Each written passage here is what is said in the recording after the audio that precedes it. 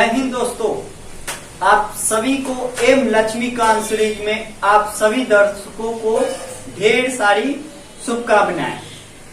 और आज हम लोग अनुच्छेद एम लक्ष्मीकांत को देखेंगे कि धर्म की स्वतंत्रता का अधिकार को 25 से लेकर अनुच्छेद 28 तक देखेंगे।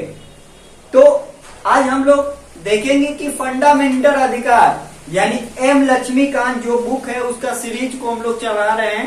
अगर वीडियो अच्छा लगे ना तो लाइक और शेयर भी करेंगे और दोस्तों में भी बताएंगे। तो देखिए कि हमारे पास में क्या है कि आर्टिकल कहां से धर्म की स्वतंत्रता यानी धर्म के मानना न मानना ये कौन चीज के है, यानी 25 से लेकर 28 तक हमारे पास में धर्म की स्वतंत्रता है। तो देखिए कि धर्म की स्वतंत्रता क्या है कि 25 अनुच्छेद में क्या कहता है कि कारण धर्म के आबंधन के मामले में आचार और प्रचार करने की स्वतंत्रता है। यानी क्या इस अनुच्छेद से हमें सीखने की आवश्यकता है। मान लीजिए कि आप हिंदू धर्म में, मान लीजिए कि आप बौद्ध धर्म में, तो डॉक्टर भीमराव अम्बेडकर एक कोची थे, हिंदू समुदाय से थे, लेकिन अंत में कोची अपना कर लिए, धर्म में परिवर्तन कर दिए थे, बौद्ध भगवान में, बुद्ध में परिवर्तन कर रहे हैं। यानी धर्म को मानना आपका कोची है, मौलिक अधिकार है। हिलाइए मत, हिल रहा है। तो कहने का मतलब क्या है कि हमारे पास में धर्म की मानने की आजादी कौन देता है, अनुच्छेद 5। यानी आपको मन कर रहा है कि हम कोई धर्म में हिंदू धर्म में मन नहीं लग के दूसरे धर्म में हो गया तो आप अपने अनुसार से किसी धर्म को अपना सकते हैं। ये आपकी मौलिक अधिकार है, ये आपका किसी भी अधिकार नहीं किया जा सकता है। जैसे सिख ईसाई में देखते हैं कि धर्म में बहुत सारे चीजों में परिवर्तन होता है। तो ये क्या है, अनुच्छेद हमें देता है कितना, 25 हमें धर्म की स्वतंत्रता। अगर हम धर्म में किसी को मान सकते, मान के चलिए कि आपकी माता पिता क्या है, अलग अलग धर्म के मानते, यानी मंदिर में प्रवेश करने से आपको नहीं रोका जाएगा। कौन अनुच्छेद से, यानी अनुच्छेद 25 में यह प्रावधान की गई है कि किसी भी नागरिक के साथ धर्म के आधार पर, यानी हमारा क्या चाहिए, धर्म निरपेक्ष है, तो किसी भी नागरिक को यह अधिकार है कि कहीं पर भी जा सकता है, यानी मंदिर में प्रवेश। आज मस्जिद में भी जाते हैं, मस्जिद वाले भी मंदिर में आ सकते हैं, उसको पर पाबंदी नहीं है। ये धर्म की अपनाने की स्वतंत्रता है, यानी हम किसी भी धर्म में जा सकते हैं, ये कर सकते हैं, ये हमें अनुच्छेद 25 देता है। तो देखिए कि क्या चीज इसमें दिया गया है। तो सभी व्यक्ति को यानी भारत के सभी नागरिक को अपना धर्म मानने की आजादी है। कोई के मन होगा कि हम दूसरे धर्म में जा सकते हैं तो ट्रांसफर कर सकते हैं, तो वो भी हमारे पास में क्या है, सिख ईसाई देखे कई एसटी वाले समुदाय को कई धर्म में परिवर्तन करवा दिए हैं। समझ पाए मेरी बात को। तो ये कौन सी है, तो धर्म में भी कौन होगा, सभी व्यक्ति को अपना धर्म मानने की आजादी है, स्वतंत्र है। लोक सदा आचार, ये लोक का मतलब क्या होगा, सदाचार, यानी किसी को रिश्वत देके नहीं, यानी आपको इच्छा के अनुसार, समझ पाए, इच्छा है व्यक्ति को कि नहीं है कि ऐसी जबरदस्ती नहीं करना है।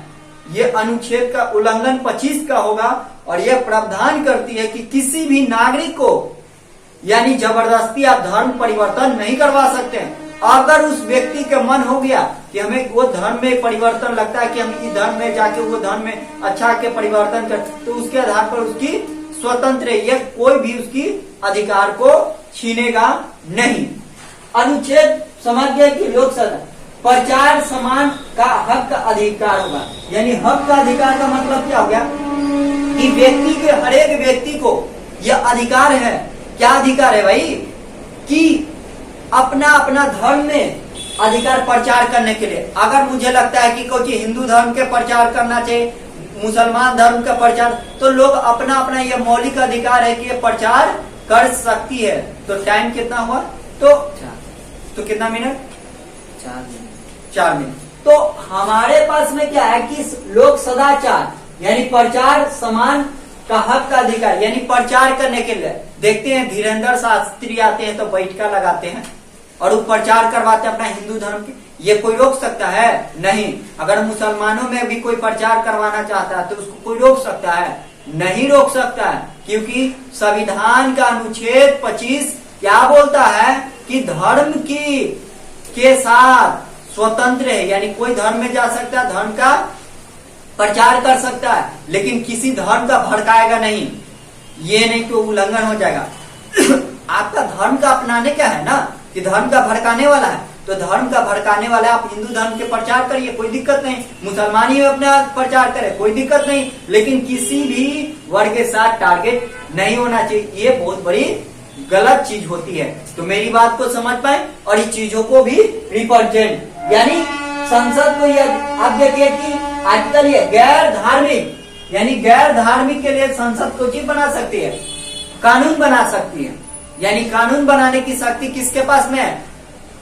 पार्लियामेंट शक्ति है, वह कानून भी बना सकती है, वह हित में, लेकिन धर्म निरपेक्ष होगा। अब कोई कह देगा कि हिंदू राष्ट्र घोषित हो जाए भारत, कभी नहीं हो सकता है, क्योंकि भारत में क्या है, धर्म निरपेक्ष। अगर वहां पर भी पास भी हो जाएगा ना तो सुप्रीम कोर्ट असंवैधानिक घोषित कर देगी, क्योंकि न्याय समीक्षा करने की शक्ति सुप्रीम कोर्ट में है। तो क्या मेरी बात को समझ में है? तो वीडियो को भी लाइक करें। अब देखिए अनुच्छेद 26 क्या बोलती है भाई कि धार्मिक कार्य के लिए प्रबंधन स्वतंत्र है, यानी अब जो धर्म होता है, मान के चलिए कि दुर्गा जी अब आने वाला है, क्या है, दुर्गा पंडाल बनाते हैं कहाँ पे? रोड पर बनाते हैं कि घर में बनाते हैं?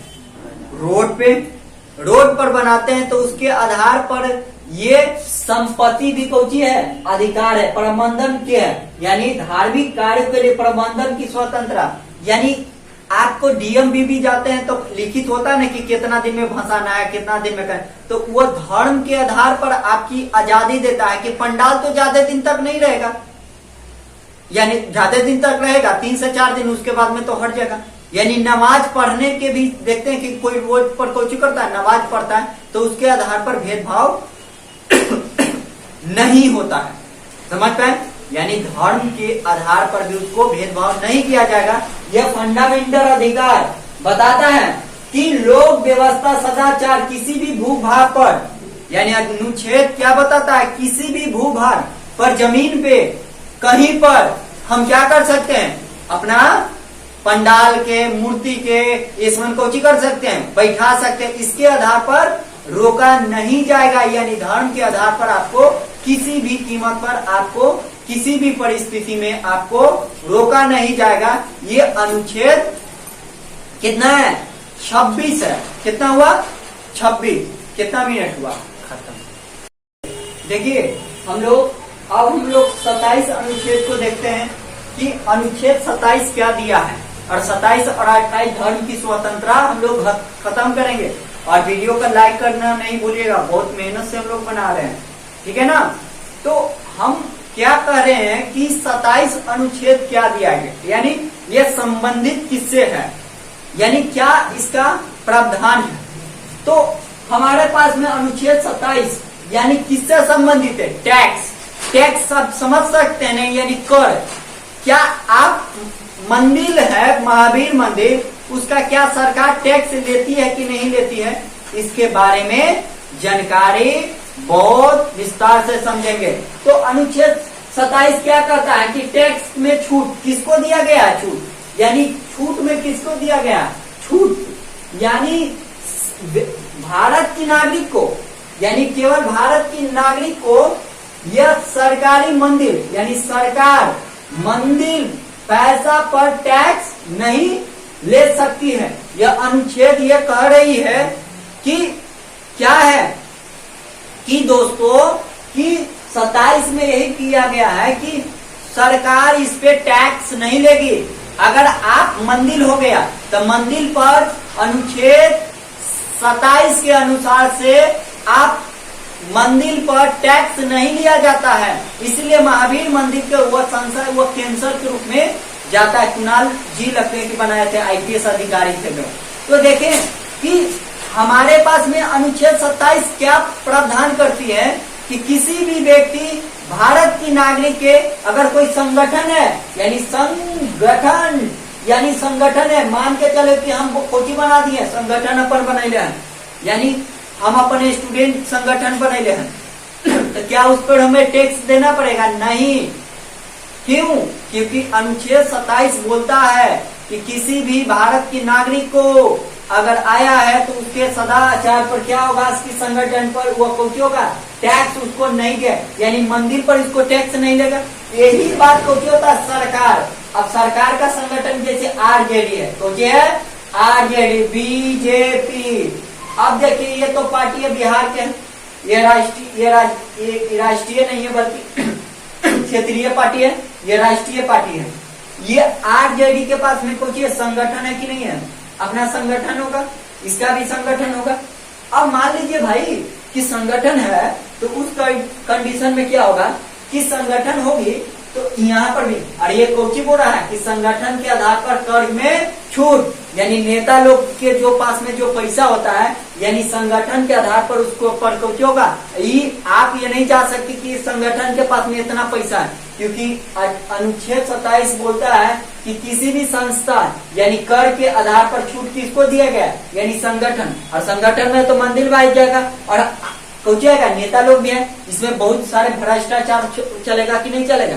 तो ये संगठन को बीजेपी और आरजेडी के रूप में, इसके आधार पर आप जांच इसके नहीं करवा सकते कि इसके अकाउंट में इतना पैसा क्यों आया है संगठन के नाम पर। समझ पा रहे?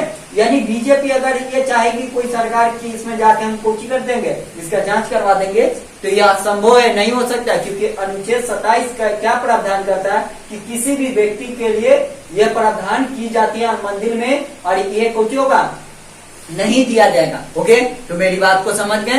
तो 27 समझ गए कि मंदिर में, संगठन में, जैसे एलजेपी है, एलजेपी के लिए कुछ होगा, संगठन उसके पैसा कितना है कोई जांच करवा देगा? नहीं, क्योंकि कर इस पर कुछ छूट, इस पर टैक्स नहीं लगेगा।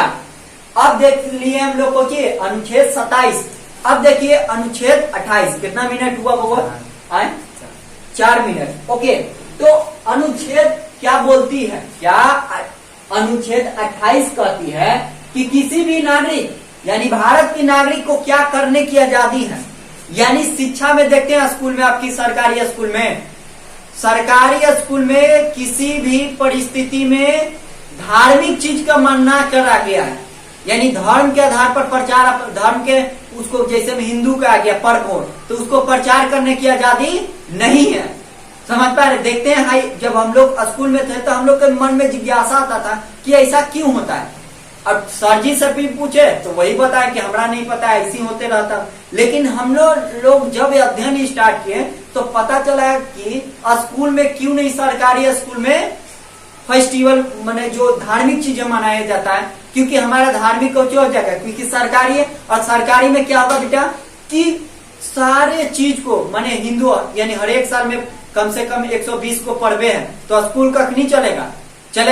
अगर मान के चले हिंदू को बढ़ावा दे दिया जाता तो कहता ना लड़ाई होता कि नहीं। इसीलिए ये संविधान में 28वां में कहा कि शिक्षा यानी सरकारी स्कूल में क्या होना चाहिए, यानी किसी भी सरकारी स्कूल में आप धर्म का प्रचार नहीं कर सकते, लेकिन प्राइवेट व्यक्ति कर सकता है। सरकारी व्यक्ति नहीं कर सकता है, लेकिन प्राइवेट व्यक्ति कर सकता है। यानी प्राइवेट स्कूल में देखते क्रिश्चियन मनाया जाता है, कोची मनाया जाता है, वो सीबीएसई क्लास में मनाया जाता है। हम लोग तो बिहार बोर्ड से पढ़े हुए हैं, हम लोग तो जन्मो नहीं करते। समझ पाए? तो हमारे पास में क्या है कि शिक्षा संस्थान या विशेष प्रकार के प्रदान करता है, और सरकारी स्कूल में अनुमति नहीं देता है कि आप अपने धर्म के साथ प्रचार करें। इसीलिए हमारे सरकारी स्कूल में हम देखते हैं कि किसी भी धर्म के हों, उससे मतलब नहीं है, वह कोई भी फेस्टिवल नहीं मना सकता। कहाँ पर है? अपना घर पर मनाइए, लेकिन सरकारी स्कूल में नहीं। यह अनुच्छेद कितना देता है हमें आजादी, कितना देता है बताइए? 28। तो क्या मेरी धर्म की स्वतंत्रता तक समझ में आ गया? 25 से लेकर 28 तक। तो हम इस चीज में समझेंगे किस आधार पर इसको हुआ है। अगर वीडियो अच्छा लगे लाइक शेयर, अगर वीडियो में कहीं पर भी त्रुटि पाया जाता तो बेधड़क अभी आप हमें कमेंट के द्वारा बता सकते हैं, ताकि इसमें एक सुधार करने की और हमेशा एक पहल के रूप में। बहुत बहुत धन्यवाद दोस्तों।